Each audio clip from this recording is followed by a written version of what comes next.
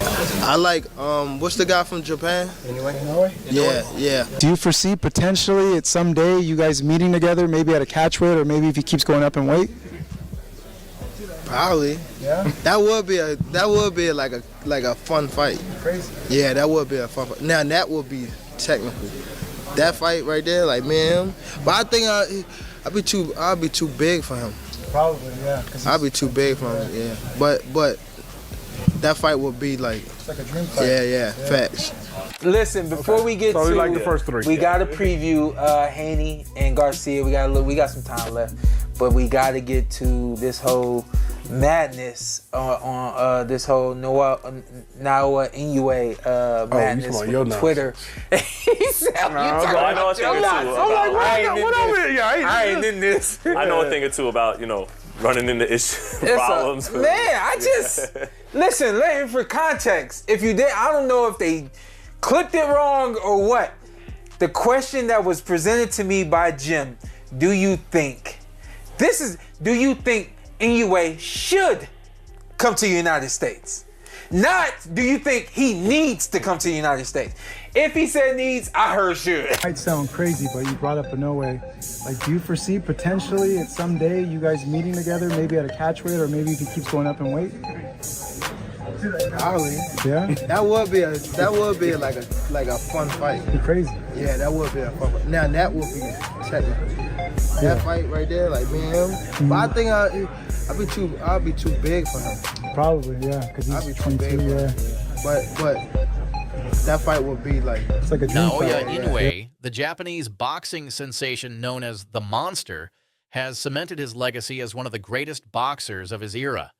Recently achieving the remarkable feat of becoming a two-time undisputed champion, Inoue's rise in the boxing world is nothing short of extraordinary. His combination of explosive power, unmatched precision, and exceptional technique has made him a dominant force in multiple weight classes. Inoue's ability to adapt to any style in the ring, along with his relentless pursuit of perfection, has earned him widespread recognition from both fans and boxing legends. Inoue's most recent victory, an 8th-round knockout of Stephen Fulton on July 25, 2023, at the Ariake Arena in Tokyo.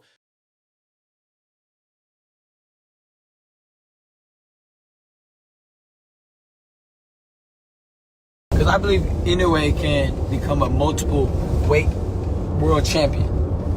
So I'm thinking, what if one day we fight at 140? He's a great finisher. I think he's the best finisher in boxing. He's Joe Louis, he's Mike Tyson, he's Jack Dempsey. 3 of the greatest finishers in the history of the sport. He's all of them. What do you think about that fight? As of right now, I don't think we're in the same weight class, but we may be down 6 years, 7 years from now. Who knows what could happen? But into the canvas and securing the victory. But to his credit, he had to go over to Japan. Fulton was ready mentally, physically, to give his best effort, and against any other fighter, Ken, at that weight, he probably would have won. But not against this. Not against this. You know, kind of like in the same situation. Who knew? He only really lets his hands go if his opponents are hurt. That's just who he is. I actually appreciate that about him. You know, it does a few things. One, it keeps him safe because it's basically a defense mechanism.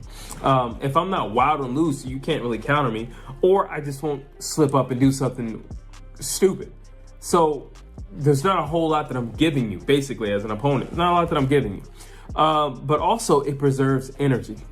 And he can preserve energy. I mean, the guys at that weight, you know, they're a whole lot smaller, so they can definitely preserve energy. But when you're throwing those single shots like he does, it preserves energy. So he's still fresh in the championship round. 21-0, undefeated. He's a 3-division champion. He's a big puncher. He was champion 112. Bam, a puncher. He is good. But the way how he places punches, like, good. His nickname is, was it the Monster or the Beast? The Monster. He's fighting this weekend. He is good. I'm gonna watch him. That's the one you asked where he come from. Yeah. He's Japanese. Good. His placements and everything. Footwork. Yeah. Defense. He's 29 years old, and I said that 28. He beat Maloney from Australia last. He beat, what's his name? What's his name? Donaire? Yeah, he beat Donaire, yep. He got dropped in that fight.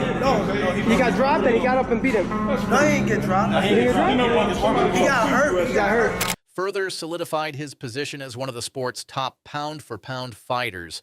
The win not only captured the WBC and WBO super bantamweight titles, but also showcased his ability to break down an elite defensive fighter like Fulton.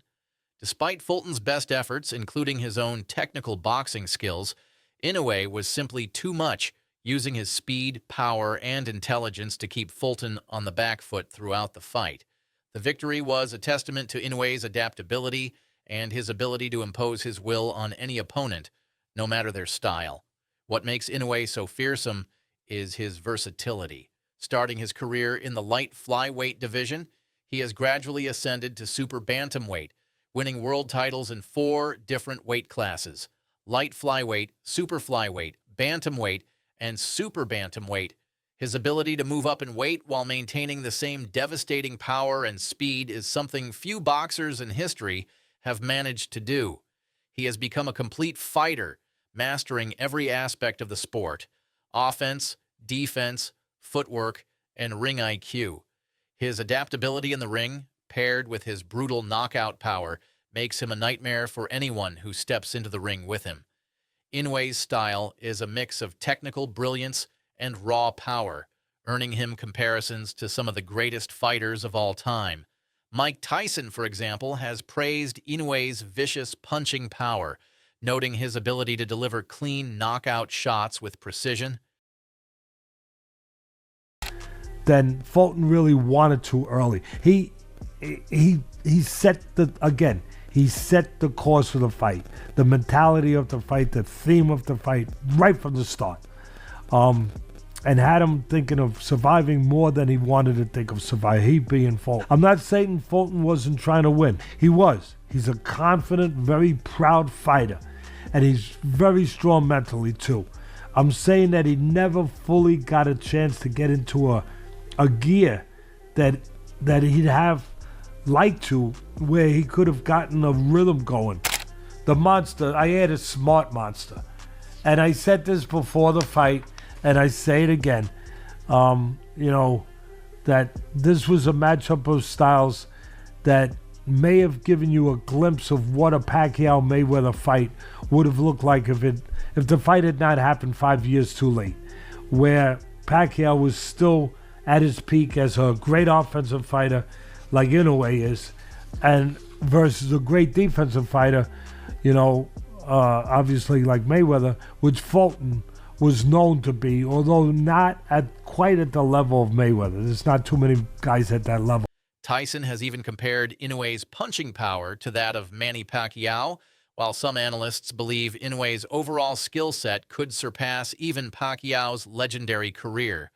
Teddy Atlas, another respected figure in the boxing world, has lauded Inoue for his ability to be both smart and ferocious, highlighting his mastery of the fundamentals along with his tactical awareness.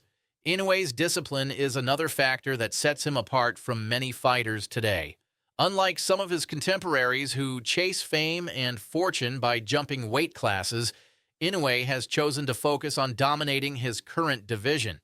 While some have speculated about a potential move to featherweight or even super featherweight, Inoue has emphasized that staying within his optimal weight range allows him to maintain the speed and power that have become his trademarks. By prioritizing peak performance over seeking bigger challenges. Inoue deserves to be in the power for power. Absolutely. I think he's a hell of a fighter. A hell of a fighter. I won't take nothing away from him. Hell of a fighter. And I like him because I see he take a lot of my stuff from my playbook. But it's okay. That's boxing. You're supposed to take from the greats. Pacquiao looked against Eric Morales. Manny Pacquiao, so powerful. He can fight middleweight right now. Just 2 weeks after Floyd Mayweather beat Baltimore at 147. And that's when the first time you heard them mention, hey, Manny Pacquiao, should he keep jumping up the weight classes? And then Floyd Mayweather retires, Manny Pacquiao knocks out Hatton.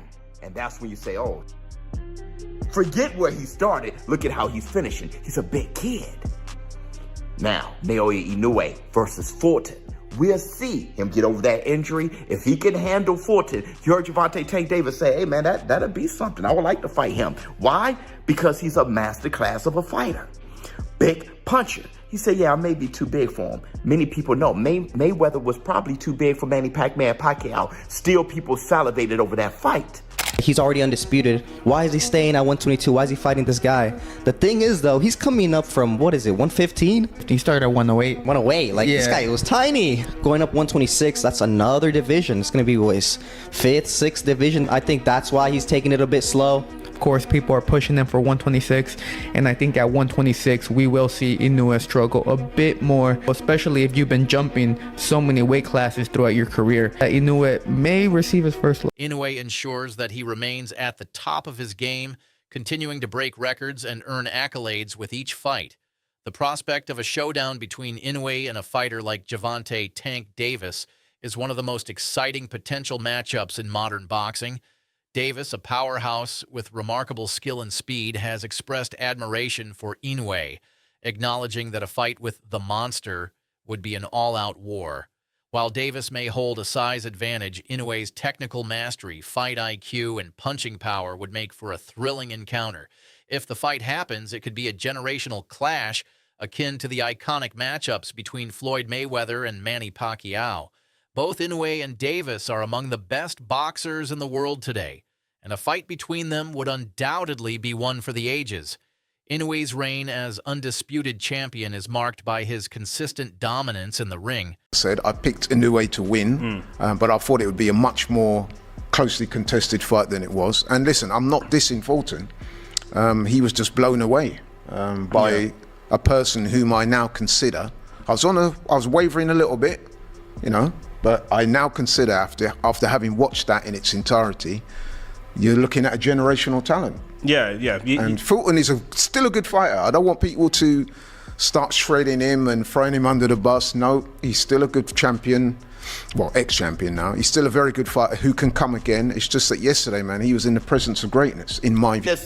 The modern-day Manny Pacquiao versus Floyd Mayweather, and Naoya the Monster Inoue versus Gervonta Tank Davis. Oh, y'all said I was crazy. History repeats itself. East versus the West. Tank Davis versus Naoya Inoue. Let me get my smoothie, huh? They learn from Floyd Mayweather and Pacquiao. They learn from them. They don't wait too long now. Now the fight is right on time. And now you heard what Gervonta Tank Davis had to say. Yeah, that would be a fun fight. Now that would be technical. That fight right there, like me and him. But I think I'd be too big for him. Probably, yeah. I'd be too big for him, yeah. But that fight would be like, it's like a dream fight. Yeah, facts. Not that crazy, is it?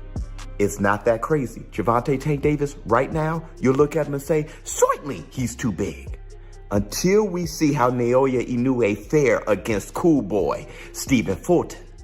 That's when we'll find out. If Naoya Inoue comes in hydrated well, punching fast, punching hard, remember how Manny Pacquiao looked against Eric Morales. Looking ahead, Inoue's potential is limitless. While he has already accomplished more than most boxers could dream of in their careers, the hunger to continue proving himself remains. With his incredible discipline, intelligence in the ring, and devastating power, Inoue is well on his way to becoming a global icon, possibly surpassing even the likes of Manny Pacquiao and Floyd Mayweather when it comes to career impact. As he continues to take on the best in his division, there is little doubt that Naoya Inoue is on track to go down as one of the greatest to ever lace up the gloves. The possibility of Inoue moving up in weight to challenge bigger opponents adds another layer of intrigue to his already storied career. Should he face off against fighters like Tank Davis or even future matchups with boxers in higher weight classes, Inoue's legacy will only grow stronger. But for now, Inoue's focus remains on maintaining his peak performance at super bantamweight, where he has already established himself as the best in the world. His continued dominance and ability to stay at the top make it clear that Naoya Inoue is not just a champion, he is a phenomenon. Inoue went against the rope. Good right hand off the rope. He's fighting off the ropes now. There's not a part of his game I haven't seen. He's been everybody this fight. Good right hand to the body. Good jab. I mean, Paul Butler can't hit him with shit. Look, you see that? The footwork and the head movement. Back right to, that left came so fast after the right to the body. Yeah, he hurt him. Butler's down. That's it. He's knocked out. 11th round. He broke him down and knocked him out. That is amazing because he tried to open him up. He tried to counter him. He tried to give him confidence. He chased him the whole time. He found a way to pick that lock and knock him out. That's an all-time great fighter. Flat out, he's my favorite fighter in the world. Watching that guy fight, man. And waking up at 6:30 a.m. to watch the undercard to get ready for a Naoya Inoue fight has become a bit of a pastime for me now. I love it. I'm up there. I have my espresso. I'm sitting outside watching. My neighbors hate me because I'm yelling at the camera at 7:30 in the morning. Every knockdown that happened in this fight, and there was a bunch of them. I mean, I was screaming. I'm proud of the fact that I put Inoue on my pound for pound list. I don't know, 3 years ago, whatever it was. I don't even know how long. That's true. And no one. You've been on him before I even knew who he was. Ken, no one had him anywhere near it. They basically barely knew who he was, as you just touched on. And obviously he dominated Fulton, or at least put it this way, he established control right from the start. He made Fulton's a defensive fighter, a good counterpuncher. He made him concentrate more on defense and surviving. Naoya gets knocked down in the first round, and I said, "Whoa!" But he kept it together. He it was like he was surviving, fighting back, and being defensive, like simultaneously, which I thought was very impressive. You get a mixture of, it's usually like one of the three. You got somebody who's trying to hold on and hang on and move, or you get somebody who don't know better and just trying to fight back. You know what I mean? Or you get the guy who's just straight defense and let me get through this round. He seemed to do a little bit of all three, which I thought was very impressive. And understanding Neri to have he came into the game in the U.S. when he debuted out here. He came in out here having known to have some crazy power.